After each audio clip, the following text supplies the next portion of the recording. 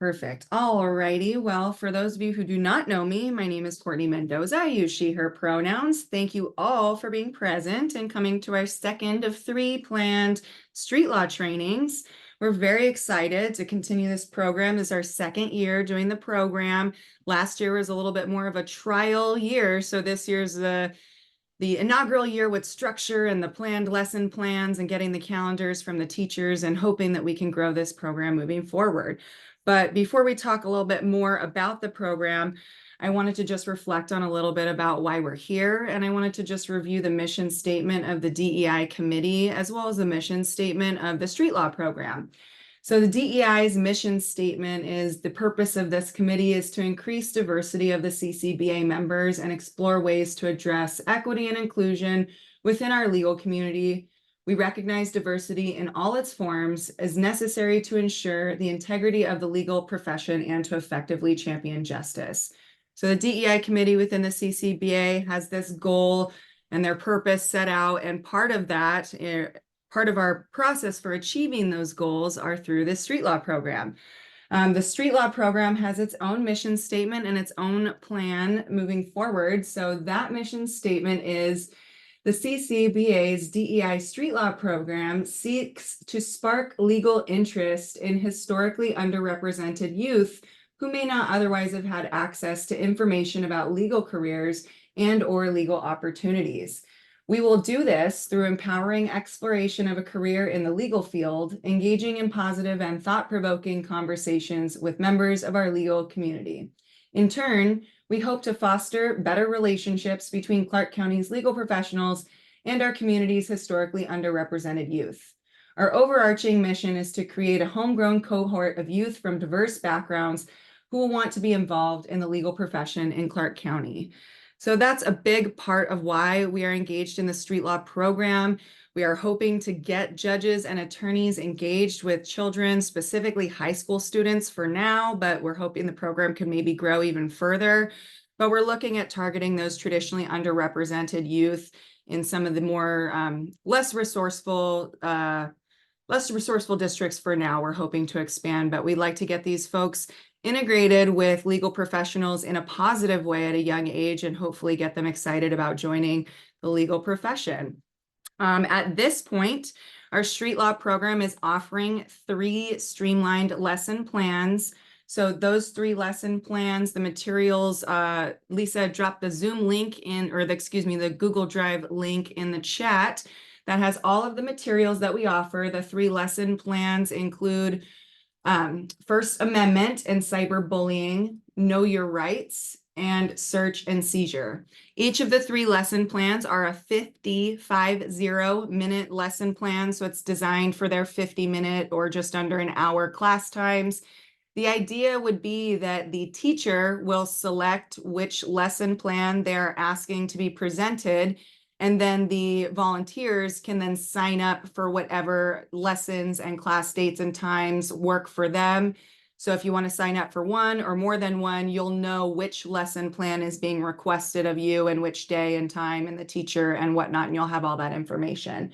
So as of now, we do not yet have that master list of classes from the teachers. So we're a little bit in their realm for now, waiting on them. So we expect to hopefully have that here soon, if not this week, next week. We're trying to get this list out to all of our volunteers so that they can know and plan and schedule what times and days will work for them. The teachers did indicate, we've been working with Vancouver School District primarily, but they did indicate that their senior students have, big old constitutional project at the end of their year here, and that they would be looking for a lot of these classes to coincide with the spring, March, April, May months, and then June, the students are released about middle of June, but they have finals and things like that. So the primary months for these presentations would be the rest of March if we have teachers and classes requesting that, and we do get those times. Otherwise, it looks like we'll be primarily looking at April and May. But again, the plan will be once we get that list from the teachers, we'll be sending out an email blast to all of the volunteers who've attended a training. And then the idea will be a first come, first serve basis. Whichever volunteers sign up for whichever classes, they can get those classes as a priority, and then we'll just try to fill the spots. And then, so in terms of the lesson plans themselves, again, they're just designed for a 50-minute class. They're fairly self-explanatory. Volunteers by no means are obligated to read these lesson plans verbatim or stick to them verbatim. You are welcome to jump off and use them as kind of starting points. Whatever is within each volunteer's comfortability level with these materials is what we're asking you to do. We're not asking anybody to do any additional homework, any additional research, any real preparation work whatsoever. If you'd like to read the materials ahead of time, that'd probably be the bare minimum we'd be asking of you. But even then, you could literally go stand there and just read from the piece of paper if needed. It might not be as engaging for the students. So again, we would ask that at a bare minimum, you're reading the materials themselves beforehand. They're all within, you know, a few pages, I think maybe 5 pages. The cyberbullying one's a bit longer because there's a little bit more hypotheticals and a little bit more detailed background information on the First Amendment cases. And so either way, that's basically all the work you're being requested. You are absolutely able to read from these materials if you do not want to ad-lib it, or if you're not as comfortable presenting or speaking off the cuff on these issues. These materials can be essentially directly read from whatever's within the presenter's comfortability levels. I am happy to go through each of the subjects more in depth. I offered the same thing yesterday at yesterday's training. We did not go through them in depth. I'm happy to do that today if folks want me to, or I'm happy to just let y'all review them on your own, decide what you're comfortable with, and then you can reach back out to myself or Deb if you have any questions on any of the materials. I want to be mindful of everybody's time. I did indicate in the emails that I asked Lisa to send out that the training would be 15 minutes to 30 minutes max with questions. So we're only at 12:12, so we're doing good so far. But that's essentially all the information I had to present to you guys. I just want everybody to be aware of why we're engaging in this program, what the purpose is, what the goals are to help us connect with these underrepresented youth in high schools, and then to point y'all to the materials and be available for questions. So does anybody have any questions? Yeah, Deb. I was going to suggest that it might be helpful. I don't know, Nathan or Matt, you can tell us this. But Courtney, Dan, and I volunteered last year, and we can talk a little bit about the experience and what it's like if either of you have any questions. Okay. Yeah, I mean, I read through the materials, and was it helpful to like have them break into groups and did you do the discussion groups and all of that? So great questions. Last year's program was very much the pilot program, and there was little to no structure because we were largely working with one teacher who was doing his own pilot class. So it was like a criminal litigation or criminal literature, excuse me, class. And so he basically let us do whatever we wanted. And so we did not last year have 3 set lesson plans. Each presenter essentially worked with the teacher. There were a couple other teachers that we worked with as well. And then we put together kind of individualized lesson plans based on that. That was not fruitful for us growing and streamlining the program. So that's why we're now presenting this type of a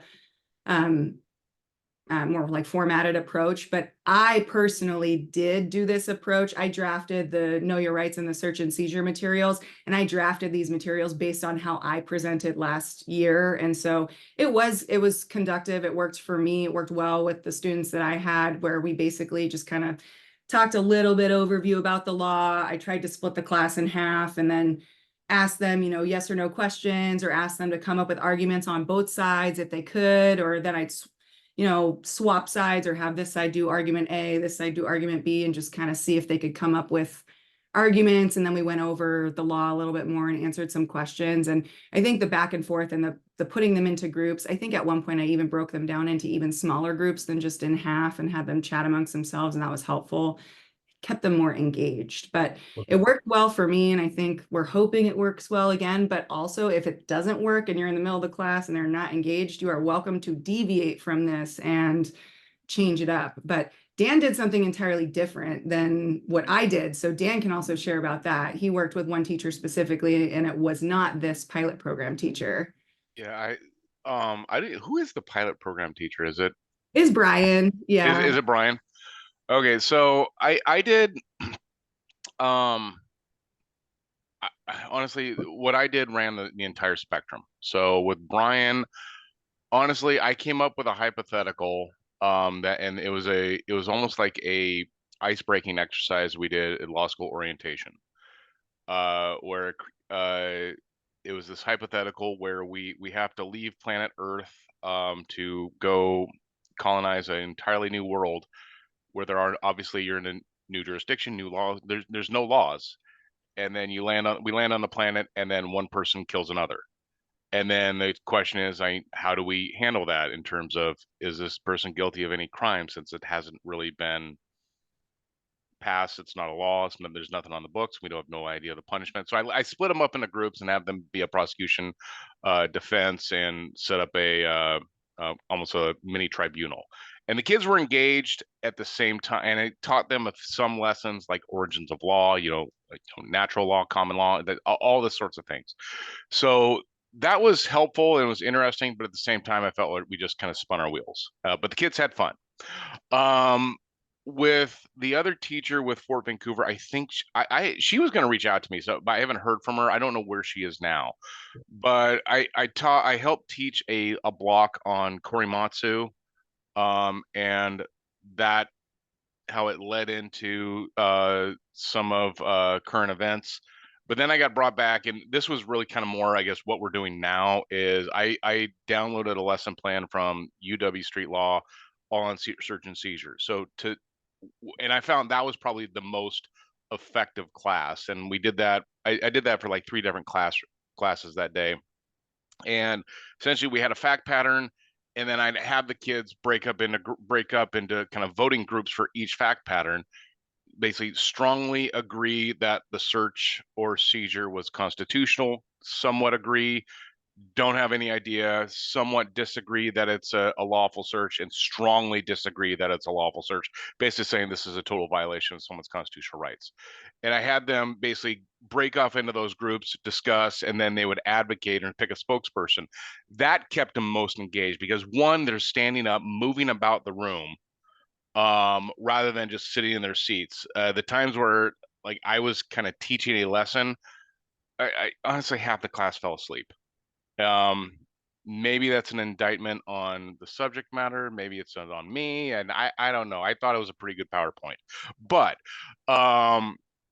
no, when they were getting up, moving about, and then actually actively engaged in the solution, the problem, the thinking, no one checked out.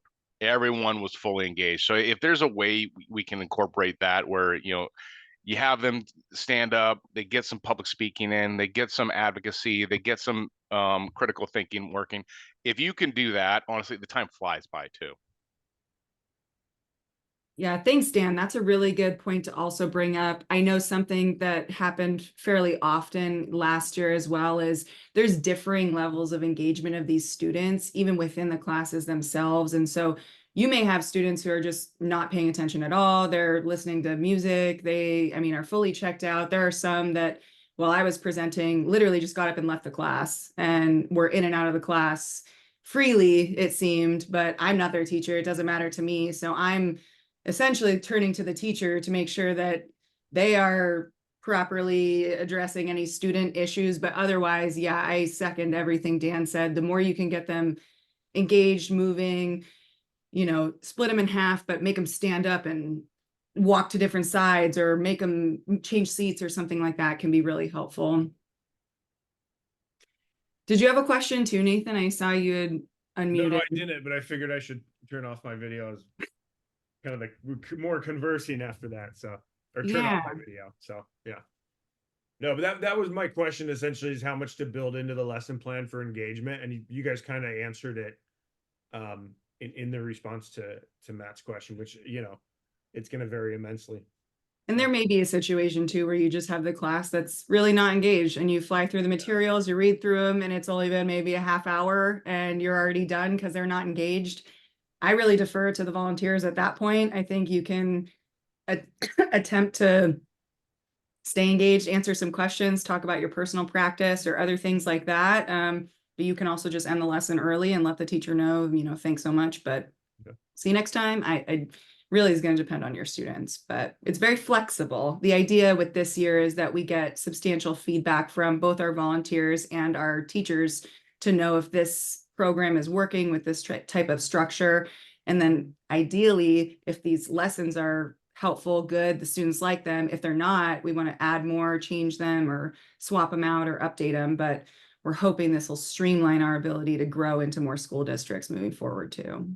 And I would strongly advise contacting whichever teacher you're going to work with in advance and find out, hey, what would work best? Get their ideas. Because they're going to know their classroom way better than any of us walking into a room full of strangers. Yeah, that's a really good comment, Dan. And that might even be something that we put as a very, very, very strong suggestion, maybe not a requirement, but an almost requirement that you at a bare minimum communicate with the teacher or just let them know. I think that's a good idea. Brian's still at Fort.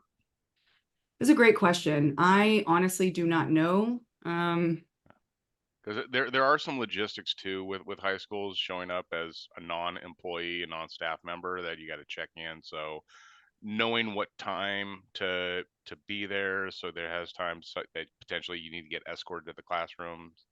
So yeah, you're gonna want to contact the teacher ahead of time. Yeah, those are all really good points. I think we'll maybe put some of that general information in the email blast we send out to all the volunteers. At least at Fort for sure, you do need to check in. You need to show ID, get your visitor badge and whatnot. And then for me, the teacher met me right there in the front office, but it's because we also talked about it. So I think that's a really good point. Hey, Courtney, I gotta bounce to something else real quick. Yep, no If problem. anyone has any questions, feel free to reach out. Obviously, Thanks, I think all Dan. of you Thanks know for my being contact info. present. All right, take care. Matt, Thank good luck you. on your tea time, man. Thank you. Appreciate it.